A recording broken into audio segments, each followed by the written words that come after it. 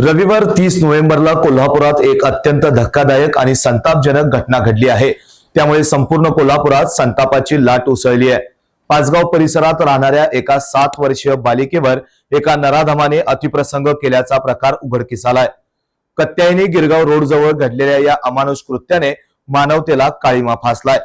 पीडित बालिकेसह घरातील सर्व सदस्य एका विवाह समारंभासाठी बाहेर गेले असताना नराधम संशयिताने बालिकेला तुझे पप्पा तिकडे गेले आहेत, चल तुला त्यांच्याकडे सोडतो असे सांगून आपल्या सोबत नेले।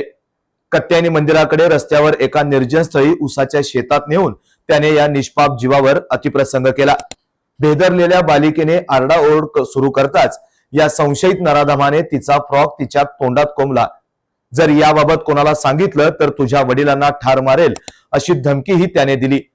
त्यानंतर त्याने त्या बालिकेला विवाहस्थळी तिच्या वडिलांकडे जाऊन सोपवलं आणि तो यानंतर पसार झाला। थोड्या वेळाने पीडित बालिकेने टाहो फोडला। तिच्या अंगावरील जखमा आणि कपडे पाहिल्यानंतर तिच्या वडिलांना धक्काच बसला। त्यांनी तात्काळ सीपीआर रुग्णालयामध्ये उपचारासाठी तिला दाखल केलं। या ठिकाणी वैद्यकीय तपासणीनंतर तिच्यावर अतिप्रसंग झाल्याचं स्पष्ट झालं।